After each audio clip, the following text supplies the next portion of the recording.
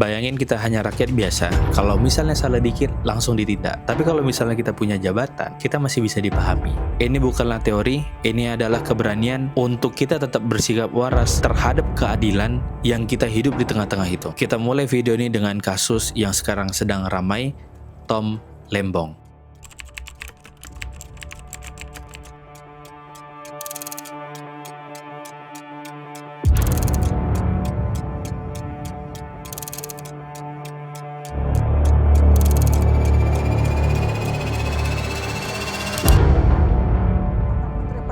Lembong divonis 4,5 tahun penjara. Menjatuhkan pidana kepada terdakwa Thomas Trikasih Lembong, oleh karena itu dengan pidana penjara selama 4 tahun dan 6 bulan.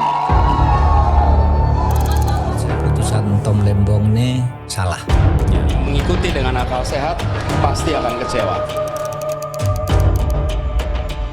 Bicara soal apa juga Kapitalis.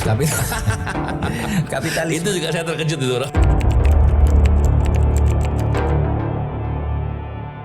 Singkatnya, beliau ini adalah Menteri Perdagangan di era Presiden Joko Widodo di periode pertama waktu itu. Jadi beliau adalah Menteri Perdagangan yang dijadikan tersangka karena kebijakannya terkait kasus impor gula. Beliau divonis 4,5 tahun karena izin yang diberikannya terhadap 8 perusahaan swasta. Jadi dia itu jadi tersangka dan kena kasus karena kasus impor gula yang kebijakannya itu hanya terkait memberikan izin kepada 8 perusahaan swasta. Jadi hanya izin gitu loh. Dalam kasusnya tidak ditemukan sedikit pun penerimaan dana atau uang yang masuk ke kantong dia. Uang yang dia terima atas korupsi yang katanya itu merugikan negara, dan nggak ada satupun uang yang masuk untuk keuntungan pribadi. Bahkan hakim sendiri mengatakan ini murni pelanggaran administratif, bukan korupsi. Tom Lembong itu sendiri dia menjalankan semua arahan dan perintah dari presiden pada waktu itu, tapi hanya Tom Lembong yang dijerat dan kena kasus, yang lain aman-aman saja. Pertanyaannya sekarang, kenapa kasusnya bisa sangat viral dan atensi publik sangat tinggi? Alasannya adalah pertama karena Tom Lembong ini adalah seorang teknokrat bersih yang minim skandal. Artinya dia nggak punya rekam jejak kasus dalam masa hidupnya. Tidak ada keuntungan pribadi, tapi tetap divonis penjara. Media sosial pun akhirnya penuh dengan tagar hukum sepertinya tumpul ke atas dan tajam ke bawah. Dan apa yang buat publik akhirnya geram? Karena keadilan terasa semu. Siapa yang bisa dijangkau, itu yang bisa dihukum. Sedangkan mereka yang punya kekuasaan, rasanya sangat sulit untuk dihukum karena mudah dipahami. Akhirnya muncullah ketakutan bagi mereka para birokrat pemerintahan yang masih bersih. Mereka takut berinisiatif punya ide baru karena rasanya kebijakan yang bagus pun bisa kena hukum. Tapi kebijakan yang nggak bagus, yang merugikan rakyat, itu nggak kena hukum. Kenapa ya?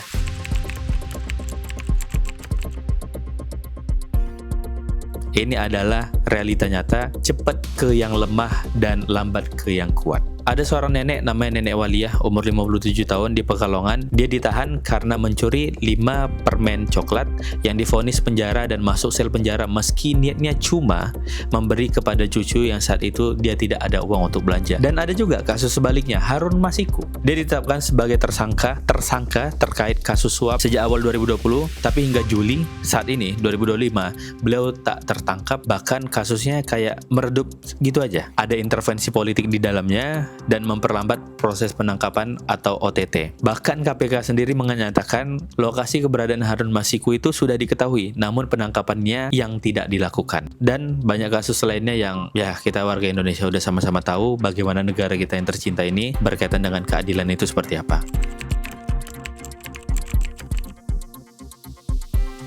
Ini bukan soal kasus. Ini bukan soal kasus Tom Lembong. Ini bukan soal yang lain-lain. Tapi ini adalah bagaimana mental kita kebal terhadap ketidakadilan yang tidak merata di seluruh republik ini. Dan apalagi kaitannya sama kita. Kita tuh seperti diajarkan untuk diam dan pasrah dengan kenyataan yang ada. Seperti dipertontonkan di depan publik bahwa ya keadilannya seperti ini, ya hukumnya seperti ini. Udah dia salah, intinya salah, dia harus dipenjara. Udah kalian diam, gak usah ikut campur. Dari dulu selalu dipertontonkan seperti itu. Akhirnya citra pemerintah tercoreng di hadapan publik dan rakyat. Kenapa? Karena rasanya ketidakadilan itu sangat nyata dan realitanya ada di tengah-tengah kita.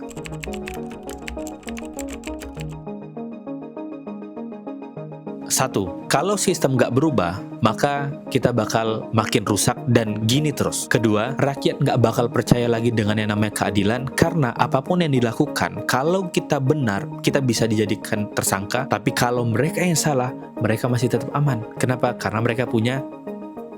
Lalu yang ketiga, kadang pengusaha muda pun takut bersuara karena mereka takut bisnisnya terganggu. Dan akhirnya anak-anak pun tumbuh dalam dunia yang memperlihatkan bahwa benar salah ditentukan oleh status dan fakta itu ditenggelamkan. Dan pelan-pelan semuanya terlihat seperti yang benar itu sudah mulai langka dan yang salah itu udah biasa.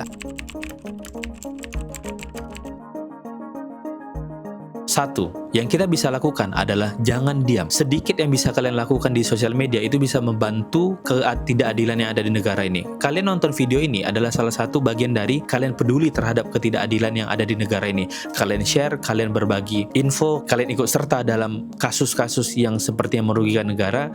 Itu bagian dari teman-teman ikut serta dalam pembangunan nasional, terutama dalam aspek hukum yang ada di negara ini. Dua, kita harus bangun mental pejuang kita, bukan tunduk terhadap ketidakadilan yang ada. Kita harus paham bahwa kesalahan yang ada harus kita perbaiki, kesalahan harus disuarakan agar tidak ada lagi terjadi kasus-kasus yang seperti ini. Dan ketiga adalah kita punya usaha dan jadi kaya bukan hanya untuk memperkaya diri sendiri, tapi untuk bisa punya posisi dan pengaruh. Untuk ketika kita bersuara, kita bisa didengar, ketika kita membuat keputusan, itu bisa berdampak positif kepada masyarakat secara umum. Dan terakhir, video ini bakal ditutup dengan keadilan bukanlah tugas presiden dan keadilan bukanlah tugas gubernur atau wali kota. Bahkan bukan tugas aparat saja, tapi tugas untuk semua kita yang hadir di negara ini untuk tetap waras terhadap keadilan yang ada di negeri ini. Karena kalau kita semuanya diam, maka ketidakadilan akan menjadi sesuatu hal yang normal dan biasa dilakukan oleh orang-orang yang tidak bertanggung jawab, dan itu bukanlah masa depan yang kita mau.